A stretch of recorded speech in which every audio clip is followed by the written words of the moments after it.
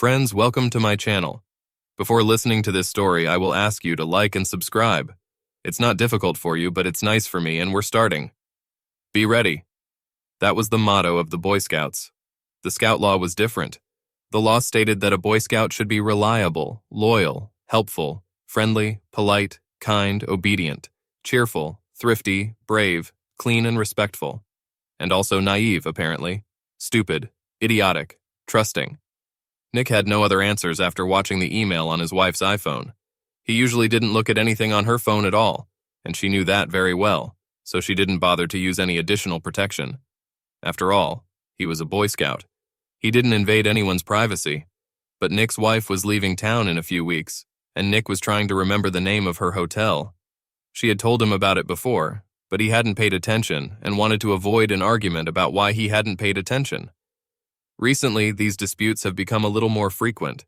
The trip was supposed to be their longest separation since their wedding 5 years ago, and Nick was thinking about doing something romantic, like sending flowers. After all, what could be better than to show the woman he loves how much he loves her, than to send her flowers when she was several thousand miles away from him, in the city of love, Paris? It was a city of love, okay, but he wasn't the one she was going to love there. No, it had to be Dwayne, who was also going on a trip. After entering his wife's phone password, their wedding date, Nick found himself reading one of the non-work-related emails his wife and Dwayne had exchanged over the past few weeks. They talked about walking along the Champs-Élysées at night, then taking a boat ride on the Seine in the moonlight, and then making wonderful love all night. Almost as surprising as the novel itself was the fact that Nick's wife Linda and her lover Dwayne exchanged messages using their work email accounts. She should have known better, just like Dwayne. Like Nick, Linda was a lawyer. Dwayne was a paralegal at Linda's firm. All three have conducted sufficient document analysis in major litigation, with huge teams of lawyers reading each of the hundreds of thousands of emails created or considered for production as part of document discovery. There was always a story that one or two idiots had an affair, and the lawyers then tried to figure out if the affair had anything to do with the case, and if so, how to limit the damage. The truth is, the reason Nick didn't pay attention when Linda told him about the trip and the name of the hotel the team would be using was because something incomprehensible was going on. Nick didn't know what it was at the time, but his instinct made the hairs on the back of his neck stand on end. 5 years of working as a lawyer, listening to clients lie and listening to lawyers scrupulously avoid lying by not telling everything, have sharpened his listening skills. And something was wrong when Linda first told him about the trip. A very boring arbitration process that should have occupied them so much that they wouldn't even be able to enjoy the sights. She said it without looking at him at all. And too frivolous. She knew that Paris was one of Nick's favorite cities, and they always talked about going there together because Linda had never been there. So Nick thought her answer was strange, but he hadn't even imagined such a worst-case scenario. The line of the email he was looking at now was a stiletto stabbed right into his heart. Why don't you just get rid of the Boy Scouts so we can spend more time together without worrying? That's what Dwayne wrote last night. I feel safe with him, Linda replied. So why are you making love to me behind his back every chance you get? You're making me wet. Love smiley face. Nick had no idea what he was going to do at the moment, other than forward all the correspondence to his address and print out the email exchange on a printer, just in case. Undoubtedly, as an experienced lawyer, his first instinct was to preserve the evidence. After printing out the emails and hiding them, Nick thought about it. He definitely knew what he wanted to do. In his opinion, he had two options. One of them was to punch his wife in the face until he completely broke her nose. The other was to grab her by the head, pretending to be ready to kiss her, but then smash her face into one of the trees in the woods behind the house. And then, when she recovers from the shock enough to start screaming and spitting out blood and a couple of teeth, hit her head against a tree again. Dwayne, on the other hand, would have received less mercy. Before he hurt anyone, he needed to think. This mindset made him a lawyer. He was paid to use his brain, not his muscles, and he had to think it over quickly because Linda had gone out for a run and would be back soon. But before he could think, he needed to finish the mission and find a hotel. However, this would not be to send flowers. He didn't know what he would need this information for, but he just knew that he needed it. Perhaps as a target. Close to the Eiffel Tower. About a 5-minute walk from the International Chamber of Commerce, where Linda and Dwayne will be working on their arbitration case with the rest of the team. at least when the two lovers have some free time between making love. After finding the hotel, he had to quickly perform a computer search on the divorce law in Virginia. He remembered something from the bar exam 5 years ago, but it was always useful to check. Adultery was grounds for divorce and could affect issues such as alimony and division of property. But the accusation of adultery also had its nuances. One of them was connivance, finding out about adultery, and then voluntarily resuming a loving relationship and continuing to live together was her defense. So he needed to get out of the house, and quickly. And there should be no confrontation. Not yet. He fully intended to hit her with complete shock and awe without any unknowns added to the mix. He was going to dominate the battle space for the rest of this marriage, which meant he would have to lie, incompatible with the law of the Boy Scouts. But it was a war. After all, it was Churchill who said, "In wartime, truth is so valuable that it must always be accompanied by a bodyguard of lies." Lying to Nick now would serve a higher purpose. In any case, none of them were under oath. He went up to the master bedroom and started packing. He finished quickly and put the suitcases by the front door.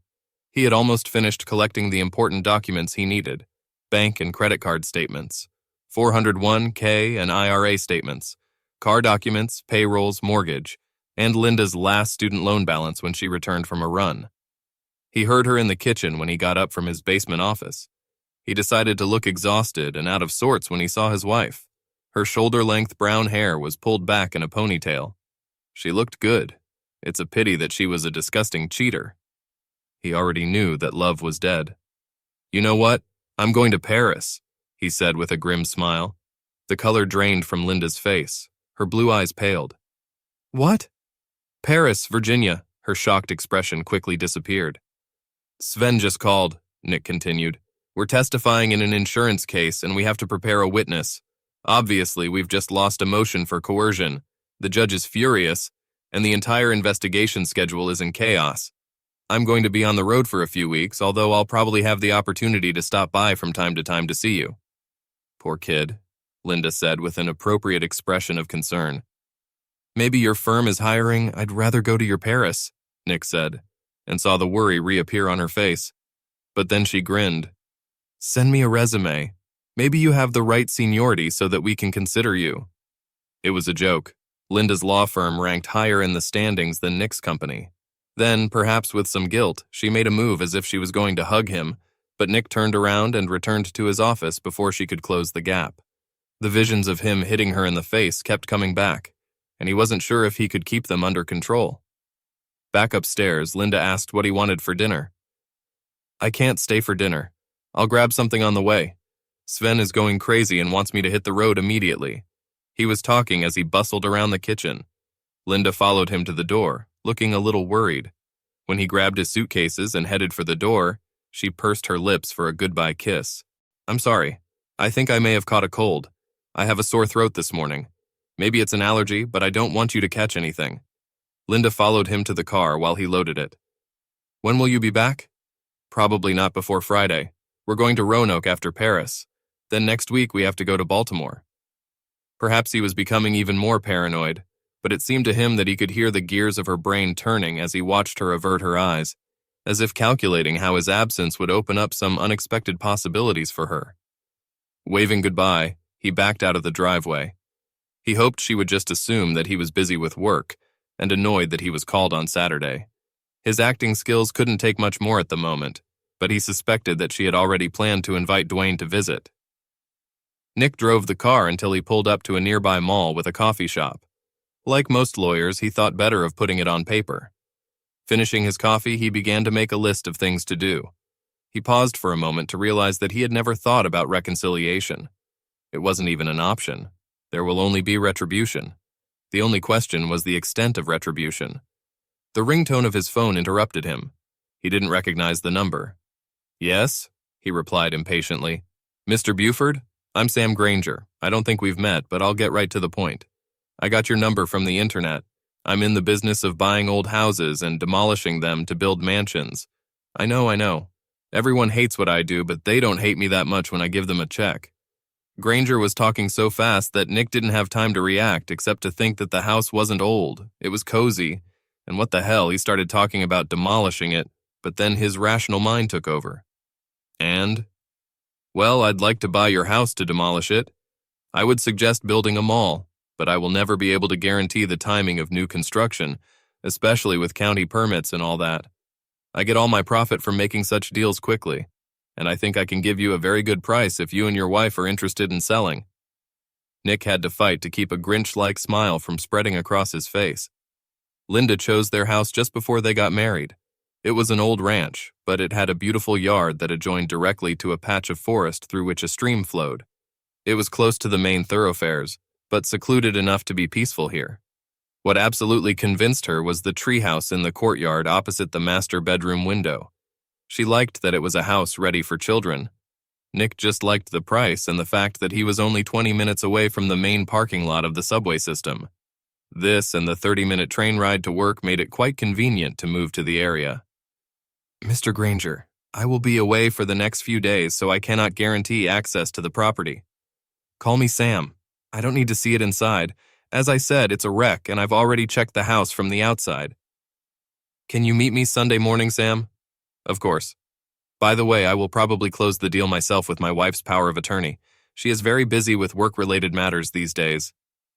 No problem. I'll give you the form we use. Nick marked the address and began to see the outline of the plan. She felt safe with her Boy Scout, didn't she? That's because Linda didn't know that good old Lord Baden-Powell was using military intelligence as a model for what would become his boys' movement. Skills such as stealth, cunning, and self-confidence.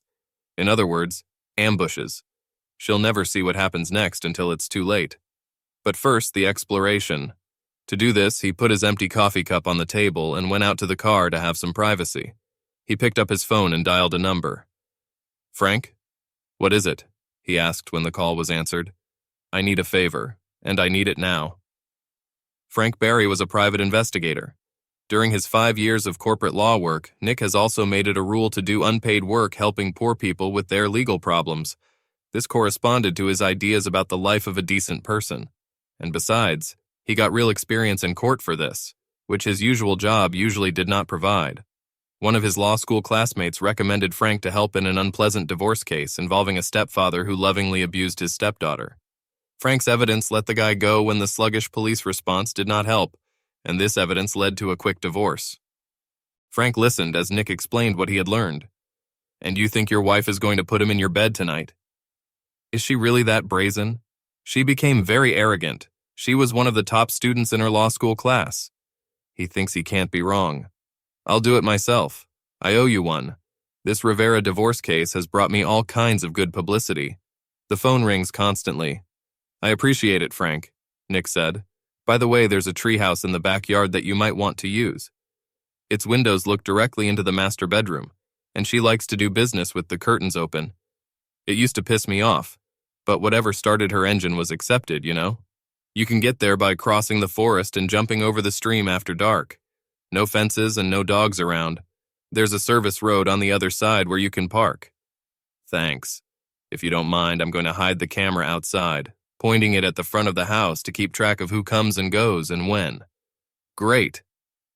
And you're using Harry for a divorce, right? I'm guessing you want a divorce?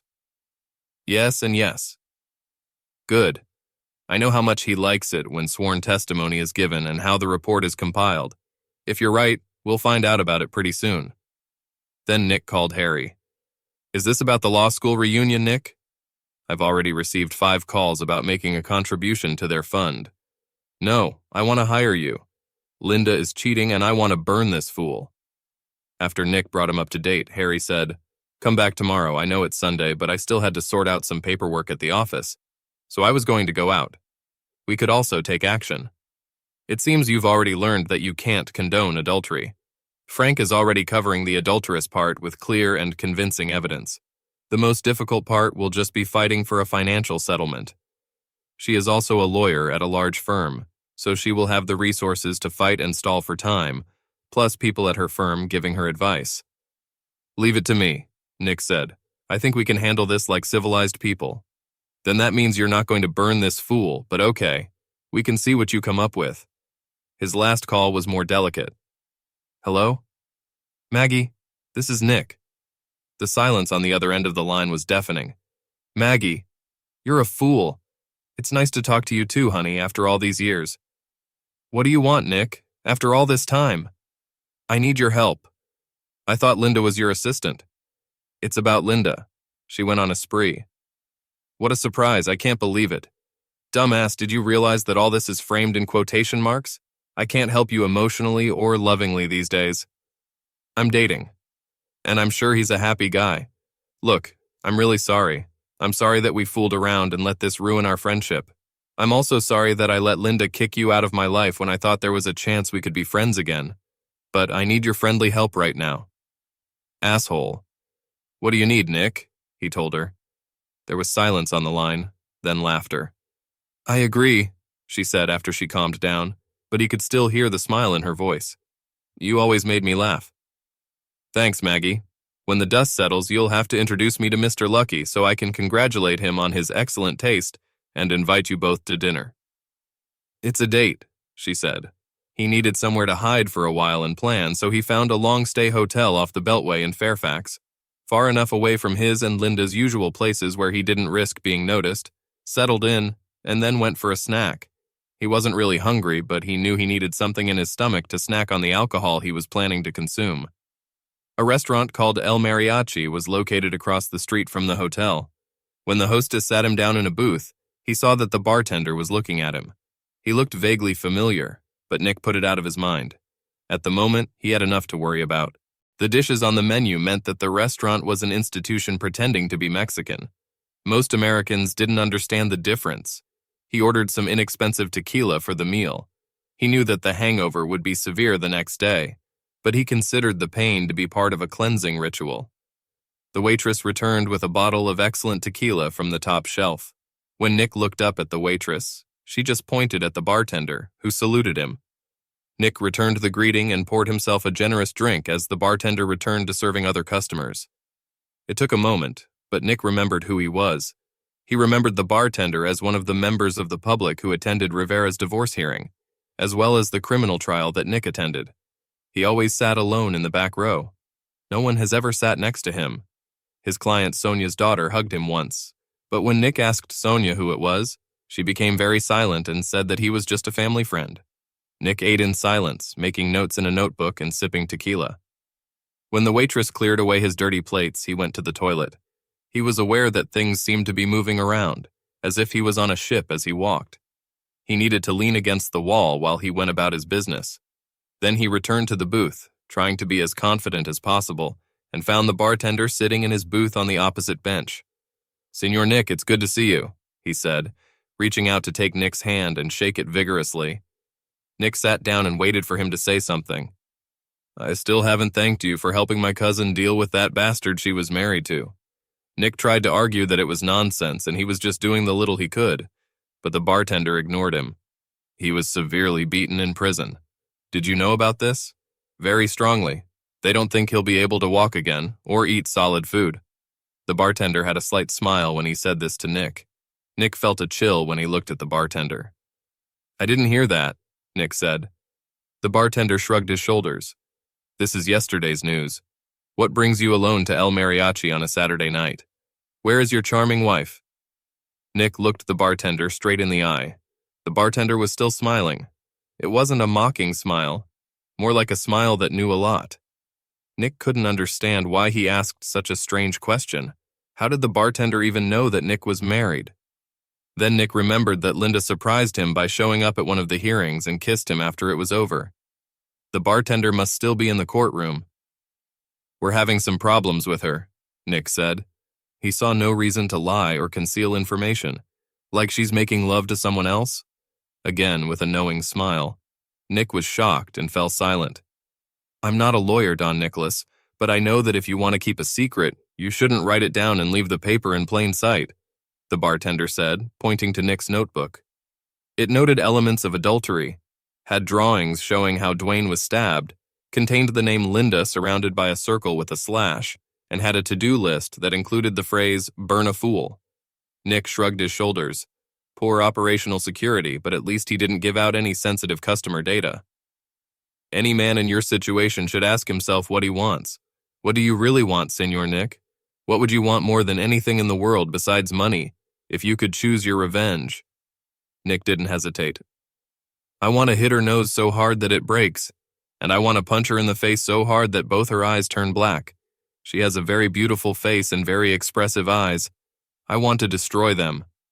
The bartender's smile widened. Then he chuckled, shaking his head. "You, my friend, are not thinking rationally. People who take such cruel revenge end up in prison. You don't want to go to jail, not unless it happens when you visit your clients, right?" The bartender paused and looked slyly at Nick. Nick nodded. "But maybe I can help in some way. You helped my cousin with her little problem. She could have come to me for help, but for various reasons she refused to do so. However, you intervened and took care of her." Nick tried to interrupt him. Of course, he asked Frank to collect evidence, but he got the police to do all the work. It didn't hurt when Nick asked one of the partners from his firm, a former assistant United States attorney from the area, to have a quiet conversation with the prosecutor to make sure that the criminal case received proper consideration. Nick showed up with his client just to make sure she was being properly respected by the prosecutor. His client's divorce itself was commonplace after her husband was convicted in a criminal case. The bartender waved away his protests. "You must understand that helping ordinary people like my cousin is worthy of attention in itself. I owe you on behalf of my family. I always repay my debts. I think you could use some help."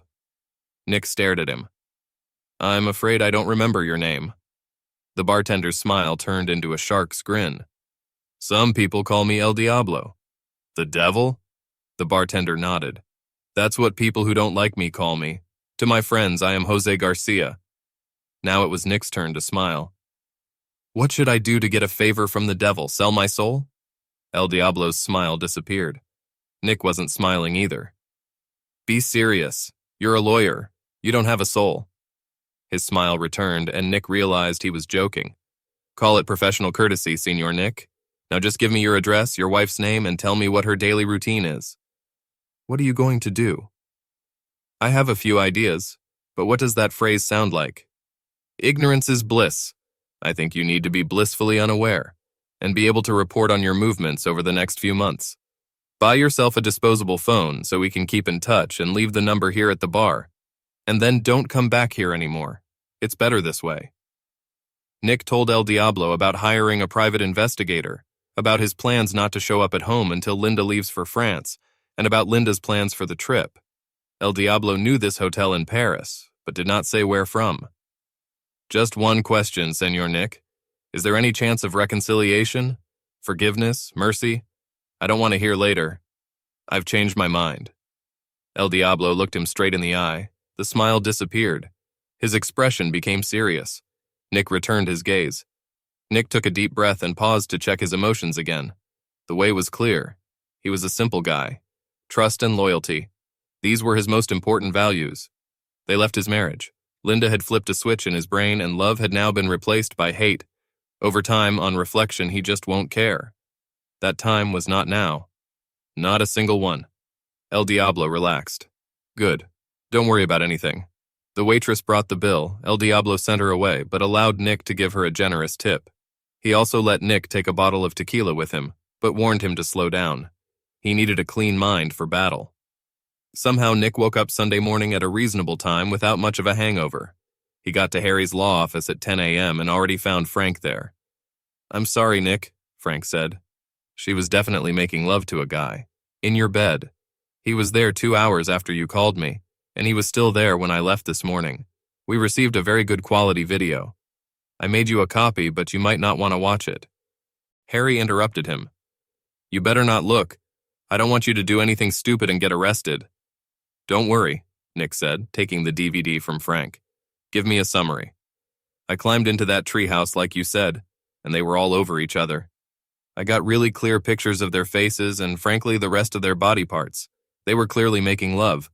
Anyway, I think it's just a physical thing. They didn't talk much.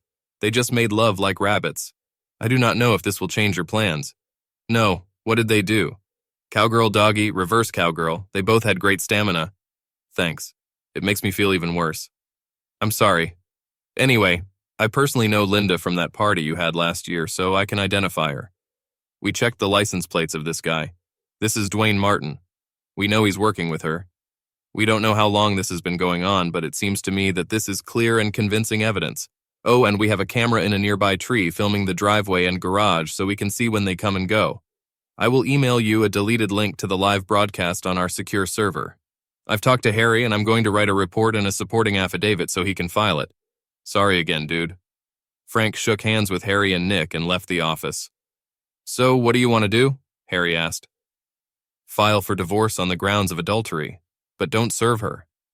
Harry looked at Nick expressionlessly. Trust me, Harry. When I hear these words, my stomach starts to upset. I don't want you to do anything stupid here. I foresee that everything will go more smoothly than you imagine. Harry winced. Look, Harry, just file this on Monday afternoon, right before the court office closes. Let me know the case number. I'll take care of the rest. Just remember, Nick, I don't practice criminal law. Anyway, not very well. If you need to get out of some kind of mess, I can't help you.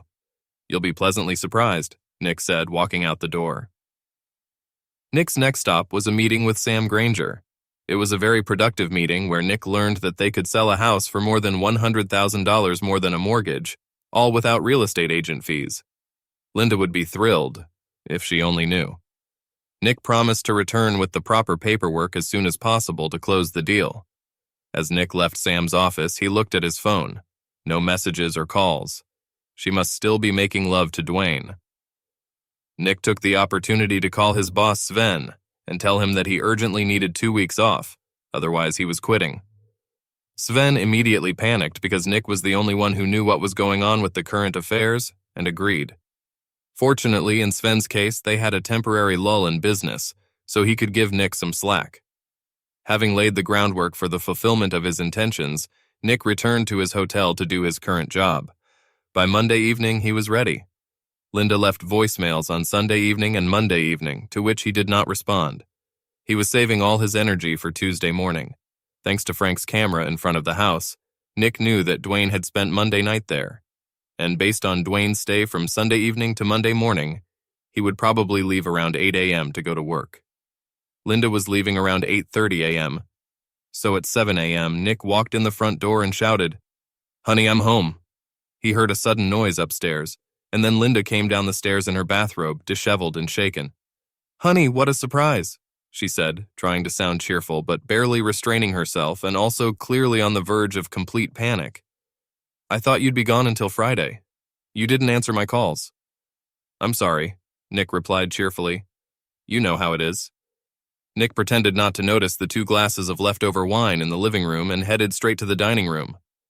Linda stood in the doorway, looking at Nick, trying to figure out her next move and how to stop him from climbing the stairs to where Dwayne was obviously hiding. A knock on the door startled her. "Can you open it, honey?" Nick asked. Meanwhile, he began to arrange the papers on the dining table and pretended not to notice how Linda squared her shoulders and went to open the door, perhaps expecting the bailiff to come with the divorce papers. Instead, it was Maggie who came in as soon as Linda opened the door, just saying, "Hello." Linda watched curiously as Maggie sat down at the dining table and opened her suitcase.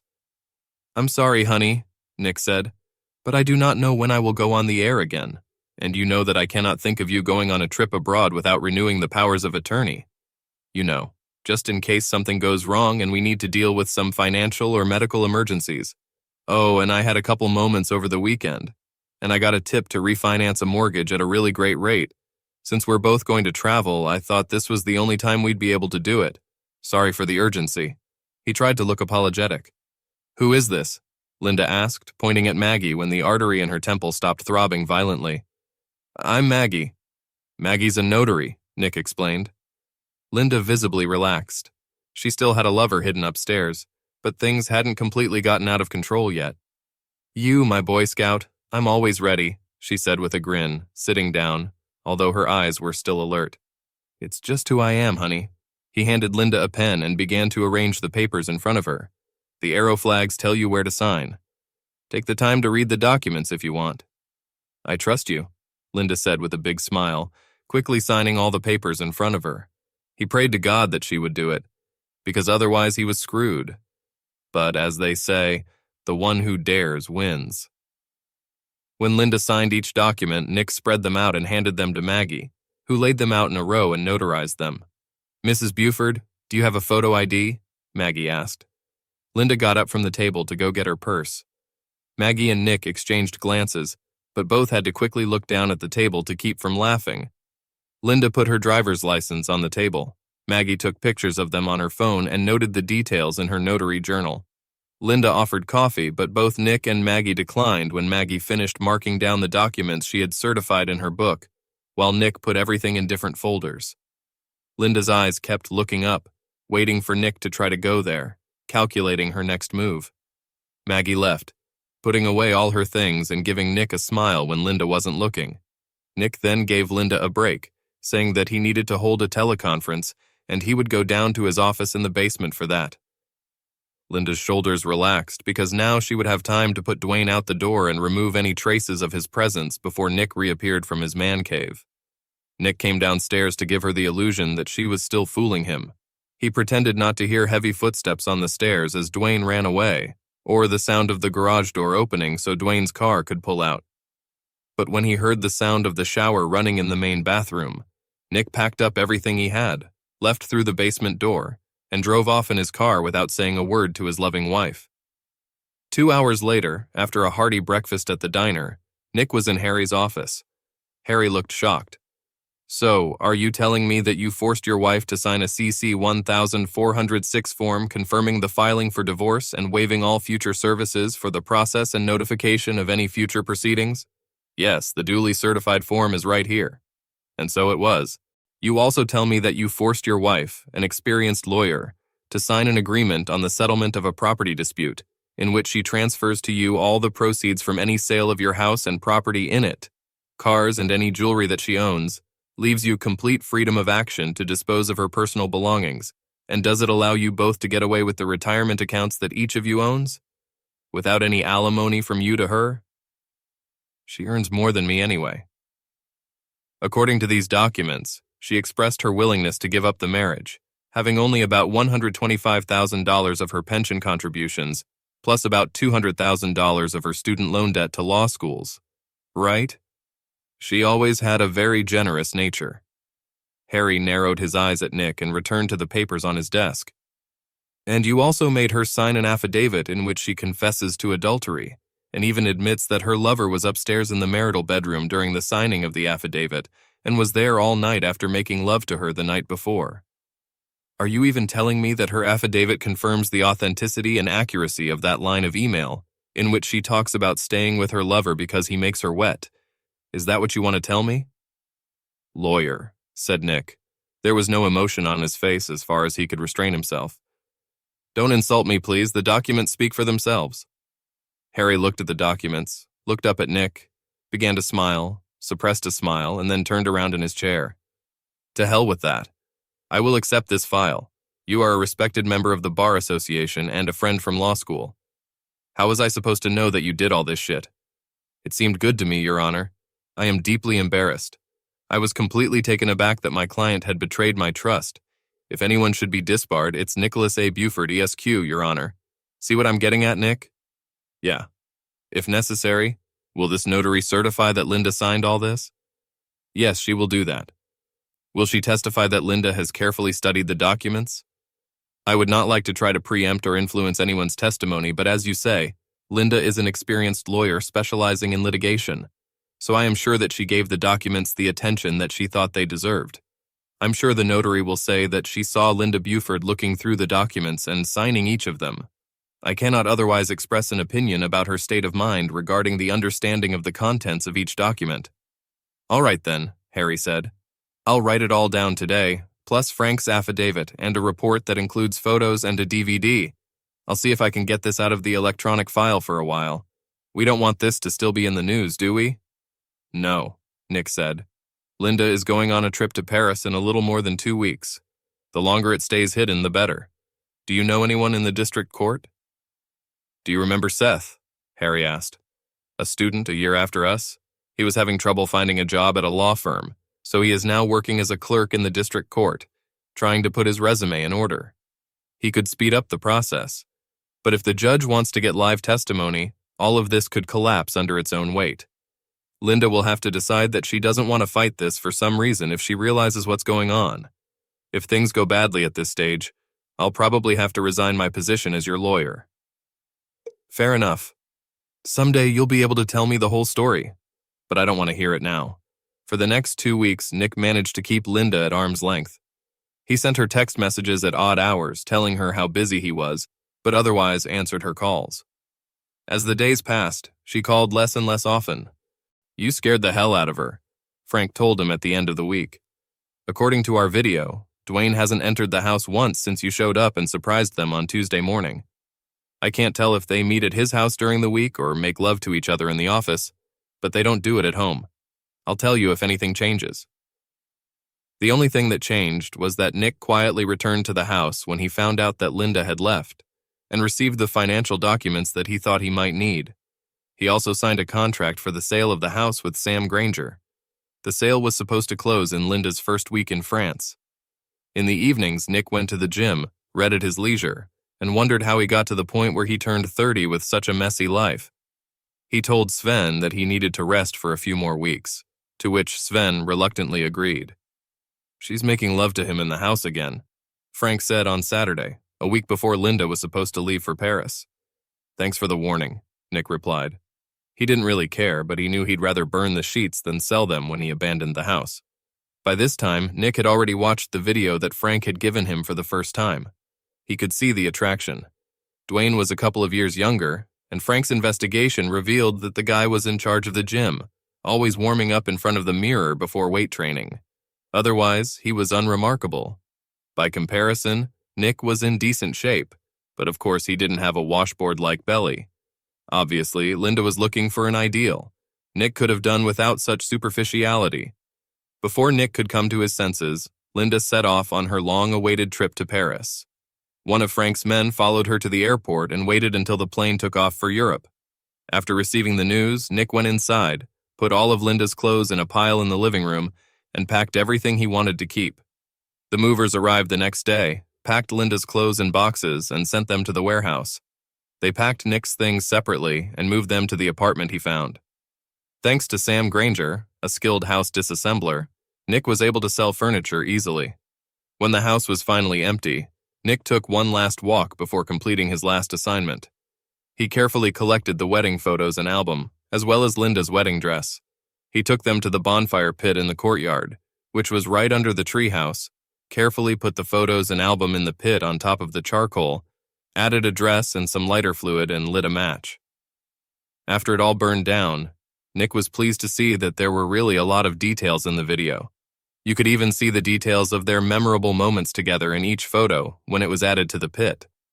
A day later, Nick completed the sale of his family home, using a power of attorney from his wife to sign up as her de facto attorney. She really should have read everything she signed. Thanks to a separate financial power of attorney, Nick was able to deposit a check on the profits from the sale of housing into his personal account, having previously confirmed on behalf of his wife as her de facto attorney and close joint accounts. 3 days after that, still in the first week of Linda's trip to France, a construction crew razed the house to the ground. They cleared the rubble in a few days. After that, work began on the preparation of the site. Unfortunately, the tree with the house, which was ideal for children, had to be removed. There was a gazebo on the new site.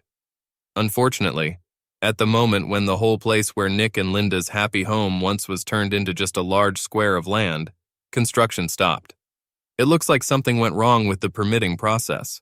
Nick and his law school friend, who worked in the county's permitting department, were confident that the problem would resolve itself in a couple of days after Linda returned home from France, as soon as the appropriate forms were received and approved. During all this time, Nick did not answer any of Linda's calls. He stopped sending her text messages, did not reply to emails, and did not respond to voice messages.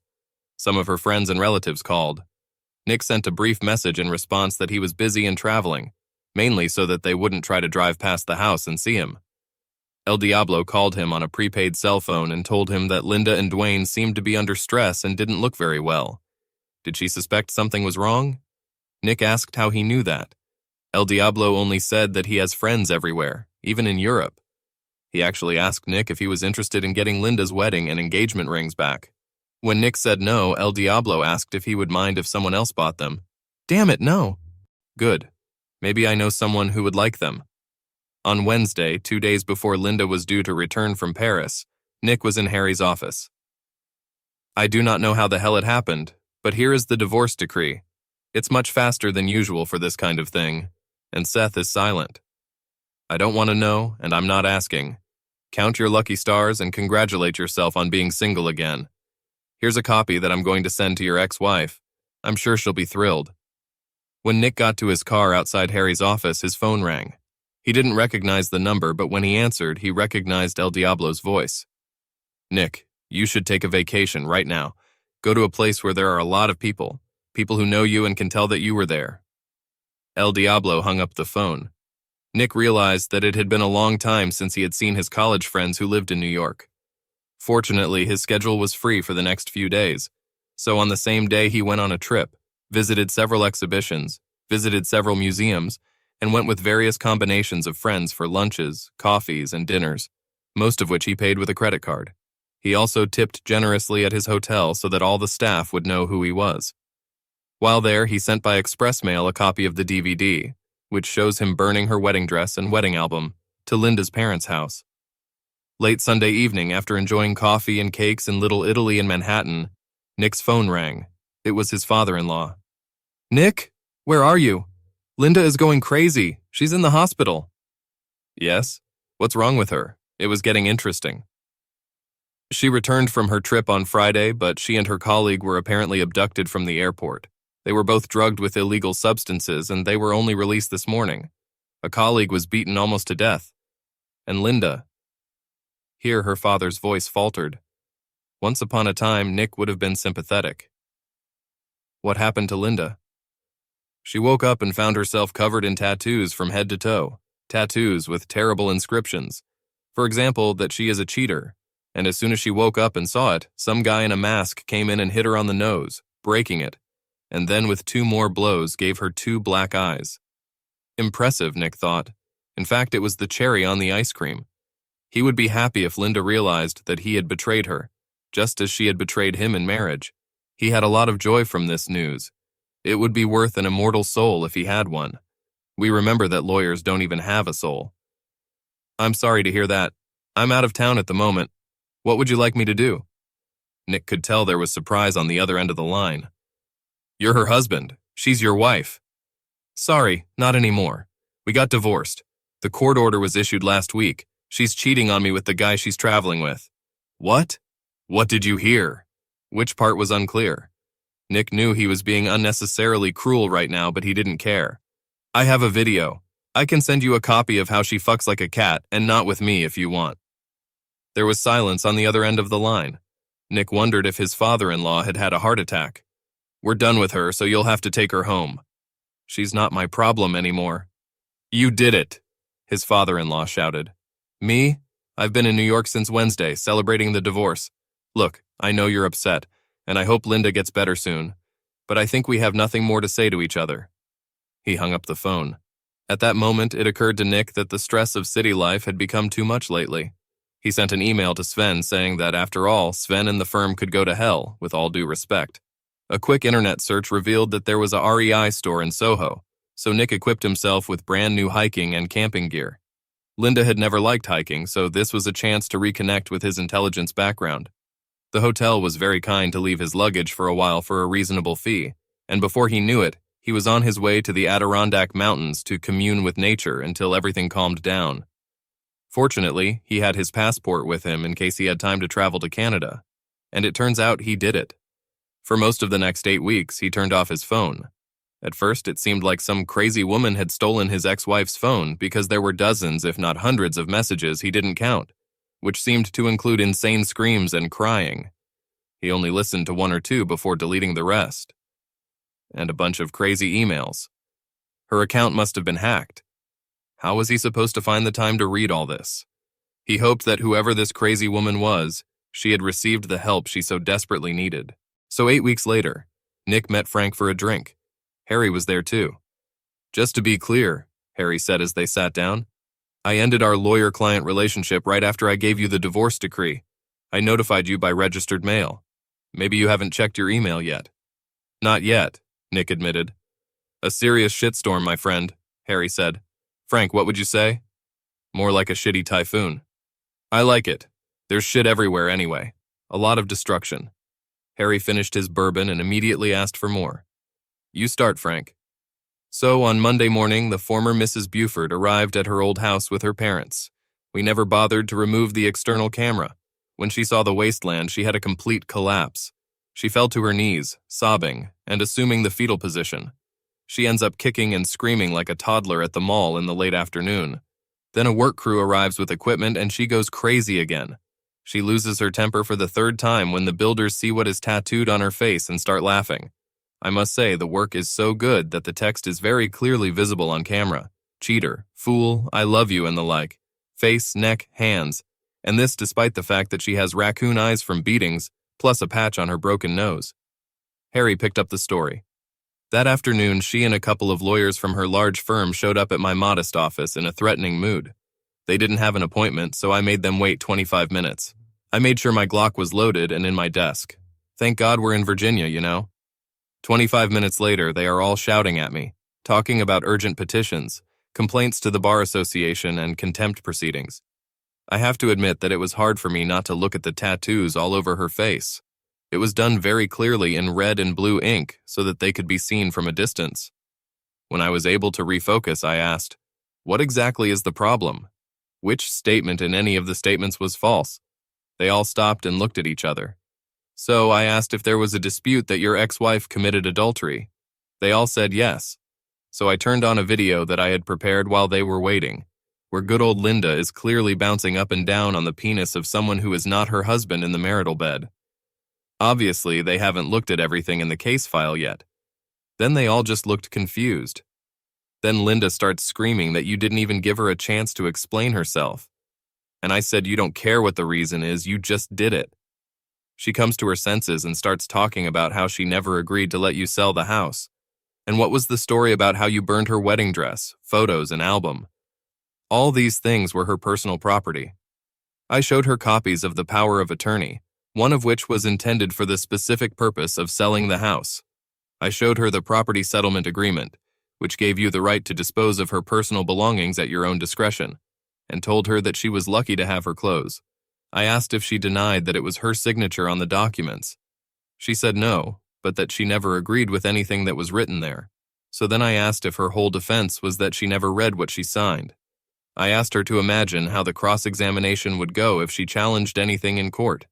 Then she fell silent.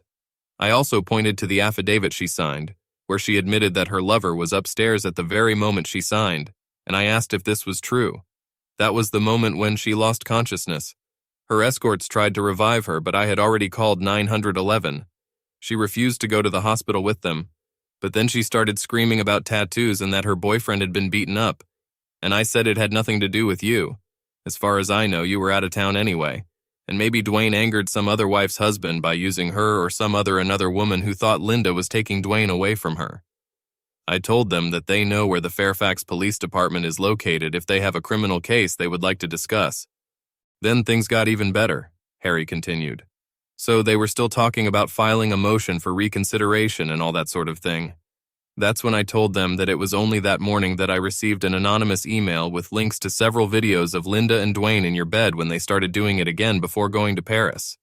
The message said that the videos would be sent to everyone Linda knew, and that you, Nick, didn't know anything about it and couldn't stop them from doing it, and that they were friends that you helped once, and that they will protect you, and that they would hit the submit button on the same day if she just didn't let the whole thing go.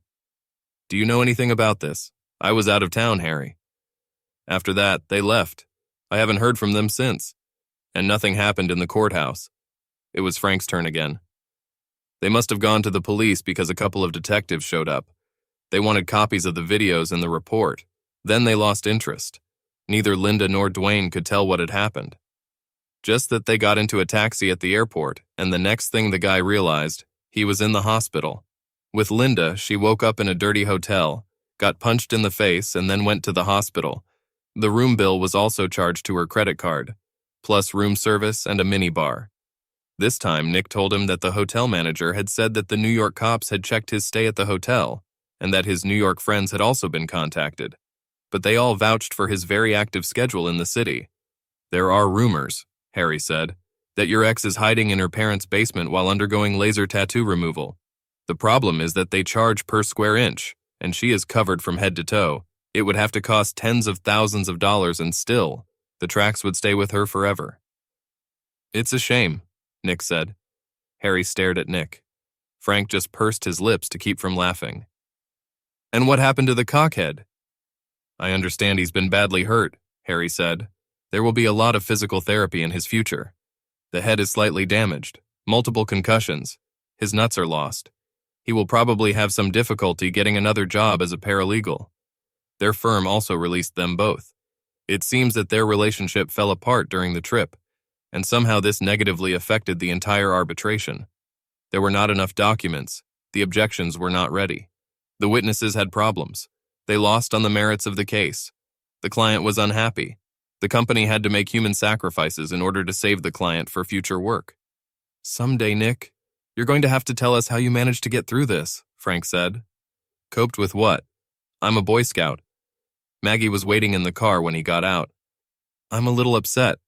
No one asked me if I had actually certified the documents or if she had read them before signing. I was ready to say that I watched her study each of them before signing, but I couldn't estimate how much time she spent on it. We should discuss this over dinner. I need to buy you and your boyfriend a drink to thank you for helping me find my freedom. Maggie turned to look at him over the top of her sunglasses as Nick backed the car out of the parking lot. There's no boyfriend, you idiot. Nick braked sharply and looked at her. Really? Really, now shut up and take me home so you can start the rather long and grueling process of apologizing to me. Okay, Nick smiled, but first I have to go to the post office. Why? I'm sending a postcard to an old friend, Nick said, pulling it out of the glove compartment. It had the Boy Scouts logo on the front. I asked her, does she feel safe now?